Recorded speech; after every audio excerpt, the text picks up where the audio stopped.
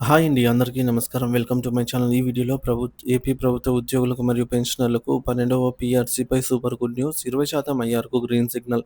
మరి పూర్తి వివరాలు వీడియోలో తెలుసుకుందాము. వీడియోని ఎక్కడే గాని స్కిప్ చేయకుండా ఎండ్ వరకు చూసేయండి. అప్పుడు ఇన్ఫర్మేషన్ పూర్తిగా అర్థమవుతుంది. వీడియో చూస్తున్న ప్రతి ఒక్కరు వీడియోకి లైక్ చేయండి ఫ్రెండ్స్. ఈ వీడియోని తోటి ఉద్యోగ పెన్షన్ మిత్రులతో అయితే షేర్ చేయండి. కొత్తగా చూస్తున్నవారు మన ఛానల్ ఇంకా ఎవరైనా సబ్స్క్రైబ్ చేసుకున్నట్లయితే వెంటనే మన ఛానల్‌ని సబ్స్క్రైబ్ చేసుకోండి. దీని ద్వారా నేను చేసే లేటెస్ట్ వీడియోస్ అన్నీ మీ వరకు రీచ్ అవుతాయి. ఇక ఆలస్యం చేయకుండా వివరాల్లోకైతే వెళ్ళిపోదాము.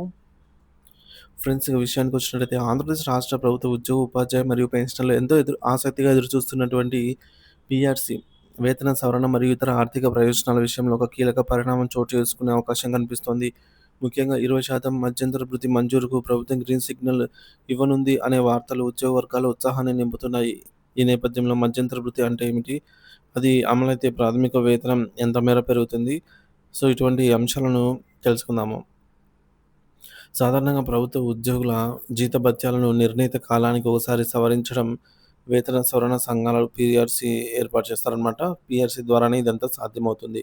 మనకు రాష్ట్ర ప్రభుత్వం అయితే 5 సంవత్సరాలకోసారి పే రివిజ్డ్ కమిషన్ ఏర్పాటు చేస్తుందనమాట. అంటే మనకు జీతభత్యాలను సవరిస్తూ ఉంటుందనమాట. అప్పటి ధరల ఆధారంగా ఏఐసీపీ ఇండెక్స్ ఆధారంగా చూసుకుంటే, అలాగే కేంద్ర ప్రభుత్వం చూసుకున్నట్లయితే 10 సంవత్సరాలకోసారి ఆహ్, పే కమిషన్‌ను రివైజ్ చేస్తుందనమాట. అంటే అప్పటి కాలానికి అనుగుణంగా అయితే పెంచుతుందనమాట.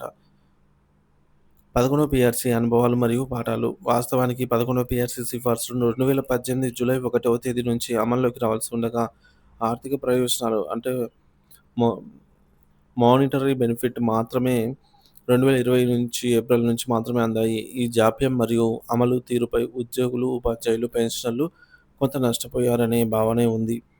11వ పీఆర్సీ కమిషన్ చైర్మన్ తన పదవికి రాజీనామా చేయటం వంటి పరిణామాలు కూడా ఈ ప్రక్రియలోని సంక్లిష్టతను సూచిస్తున్నాయి. 12వ పీఆర్సీ ప్రభుత్వ ఆలోచనలు మరియు ఆవశ్యకత. గత అనుభవాల దృష్టిలో ఉంచుకొని ప్రస్తుత ప్రభుత్వం 11వ పీఆర్సీ కాలపరిమితి ముగిసిన వెంటనే జాప్యం లేకుండా 12వ పీఆర్సీని సకాలంలో అమలు చేయాలని దృఢ సంకల్పంతో ఉన్నట్టు తెలుస్తోంది. ఇటీవల కొత్త ప్రభుత్వం ఏర్పడిన తర్వాత ఉద్యోగుల జీతభత్యాలు 1, 2 తేదీల్లోనే విడుదల కావడము చూస్తూ ఉన్నాము.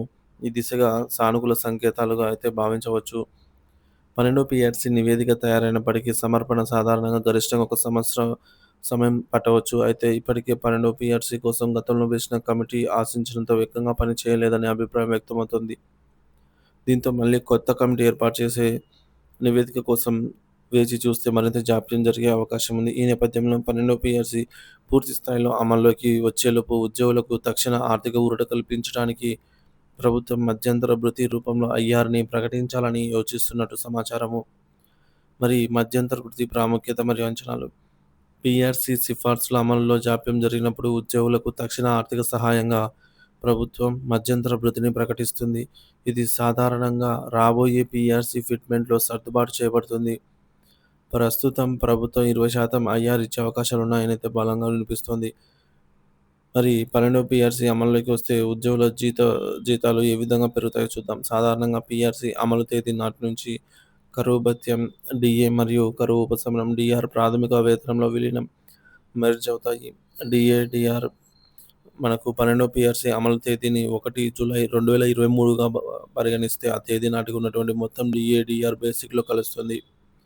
ఉదాహరణకు కేంద్రం డీఏ ప్రకటనల ఆధారంగా రాష్ట్ర ప్రభుత్వం డీఏను అయితే సవరిస్తుంది. గత ప్రభుత్వం కేంద్రం ప్రకటించిన 1% డీఏ పెంపునకు రాష్ట్రం సుమారుగా 0.91% చొప్పున డీఏ, డీఆర్‌ను ప్రకటించింది. ఇటీవల జూలై 1న పెరిగినటువంటి డీఏ, డీఆర్ ఉదాహరణకు 7.28% పెరుగుదల కూడా ఉద్యోగ పెన్షనర్లు తమ జీతాలు, పెన్షన్‌లు అయితే అందుకున్నారు. అంటే జీతాలు పెన్షన్ రూపంలో, క్యాష్ రూపంలో అయితే అందుకున్నారు. దాని తాలూకా అరియర్స్ రావాల్సి ఉంది. సో, అన్ని పెంపుదలను కలుపుకుంటే మనకు జూలై 1, 2023 నాటికి మొత్తం డీఏ, డీఆర్ సుమారుగా 33.67%గా అయితే గుర్తించవచ్చు. ఇక ఫిట్‌మెంట్ పీఆర్సీలో అత్యంత కీలకమైన అంశం ఫిట్‌మెంట్. ఇది ఉద్యోగుల ప్రస్తుత ప్రాథమిక వేతనంపై ఇచ్చే అదనపు పెంపుదల. గత 11వ పీఆర్సీలో 23% ఫిట్‌మెంట్ ఇచ్చారు.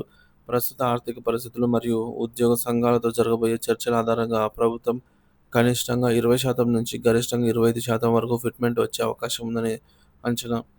మధ్యంతర భృతి ఐఆర్ ప్రమేయం. ఒకవేళ ప్రభుత్వం తక్షణమే 20% ఐఆర్ ప్రకటిస్తే అది రాబోయే ఫిట్‌మెంట్‌కు ముందస్తు చెల్లింపుగా అయితే పరిగణించబడుతుంది. ఇక 20% ఐఆర్ ఇస్తే బేసిక్ ఎంత పెరుగుతదనేది చూద్దాం. ఉదాహరణకు ఆహ్, కొత్త బేసిక్ పే ప్ర ప అనేది మనకు పీఆర్‌సీ అమలైనప్పుడు కొత్త బేసిక్ పే ఎలా నిర్ధారిస్తారంటే పాత బేసిక్ పే ప్లస్ డీఏడీఆర్ ప్లస్ ఆహ్, ఐఆర్ అన్నమాట. ఫిట్‌మెంట్ ఐఆర్ ఆర్ ఫిట్‌మెంట్ మొత్తము. సో, ఈ లెక్క ఇలా సులభంగా అయితే తెలుసుకోవచ్చండి. కొత్త ప్రాథమిక వేతనం పాత ప్రాథమిక వేతనము 1 ప్లస్ విలీనమయ్యే DA percent divided by 100 plus fitment or IR percent divided by 100. ఒకవేళ విలీనమయ్యే డీఏ 33.67% అని అనుకుందాము. సో, ఇది బేసిక్‌లో కలుస్తుంది. మరియు ప్రభుత్వం అదనంగా 20% ఐఆర్ ఫిట్‌మెంట్ అయితే ఇస్తుందని అనుకుందాము. సో, అప్పుడు మొత్తం పెరుగుదల అనేది పాత బేసిక్ పే 33.67% ప్లస్ 20% 53.67% అనమాట. అంటే ఉదాహరణకు ఒక ఉద్యోగి ప్రస్తుత ప్రాథమిక వేతనం అనేది 30,000 అని అనుకున్నట్లయితే, వారికి అదే పెంపు మొత్తంతో చూసుకున్నట్లయితే 30,000 ఇంటూ 53.67 డివైడెడ్ బై 100 అంటే రూ. 16,101. కొత్త ప్రాథమిక వేతనం 30,000 ప్లస్ 16,100 46,101 అవుతుందన్నమాట. ఒకవేళ 25% ఫిట్‌మెంట్ ఇస్తే మొత్తం పెంపుదల శాతం అనేది పెరుగుతుంది. మరికొంత పెరుగుతుంది. సో, 33.67% డీఏడీఆర్ అనేది ఫిక్స్‌గా ఉంటుంది. ప్లస్ 25% ఫిట్‌మెంట్ అని అనుకున్నట్లయితే 58.67% బేసిక్‌లో పెరుగుతుందన్నమాట. అంటే పెంపు మొత్తము 30,000 ఇంటూ 58.67 డివైడెడ్ బై 100 అంటే మనకు రూ. 17,601 రావడం జరుగుతుంది. అంటే కొత్త ప్రాథమిక వేతనం అనేది 30,000 ప్లస్ రూ. 17,601 అంటే రూ. 47,601 అవుతుందన్నమాట. 25% గనుక ఫిట్‌మెంట్ ఇచ్చినట్లయితే. 20% ఫిట్‌మెంట్ ఇచ్చినట్లయితే రూ. 46,101 అవుతుంది. బేసిక్ పే అనేది 30,000 ఉన్నవారికి. సో, వర్తింపు ఈ పీఆర్‌సీ ప్రయోజనాలు రాష్ట్ర ప్రభుత్వ ఉద్యోగులు, ఉపాధ్యాయులు, ఏపీ సచివాలయ ఉద్యోగులు, గ్రామ వార్డు సచివాలయ ఉద్యోగులు, సర్వీస్ పెన్షనర్లు మరియు ఫ్యామిలీ పెన్షనర్లకి అందరికీ కూడా పీఆర్‌సీ ప్రయోజనాలైతే వర్తిస్తాయన్నమాట. చాలామంది సచివాలయ ఎంప్లాయీస్‌కి పీఆర్‌సీ ఉంటుందా అనైతే అడుగుతూ ఉంటారు. సో, కాబట్టి ఖచ్చితంగా వర్తిస్తుంది పీఆర్‌సీ అనేది. ఇకపోతే ప్రస్తుత పరిణామాలు ఆశాజనకంగా ఉన్నాయి. జీతాలు, పెన్షన్లు సకాలంలో జమ కావడం, 12వ పీఆర్‌సీ మరియు మధ్యంతర భృతిపై ప్రభుత్వ సానుకూల దృక్పథంతో ఉద్యోగ వర్గాల్లో కొత్త ఆశలు రేకెత్తిస్తున్నాయి. మరి దీనిపై ప్రభుత్వం నుంచి ఒక స్పష్టమైన ప్రకటన లేదా శుభవార్త వెలువడే అవకాశాలున్నాయని పలువురు భావిస్తున్నారు. ఉద్యోగ సంఘాలతో చర్చలు జరిపి అందరికీ ఆమోదయోగ్యమైన రీతిలో ప్రభుత్వం నిర్ణయం తీసుకుంటుంది అనైతే ఆశిద్దాం. దీనిపై మీ అభిప్రాయాన్ని కామెంట్ ద్వారా తెలియజేయండి friends. Thank you for watching this video.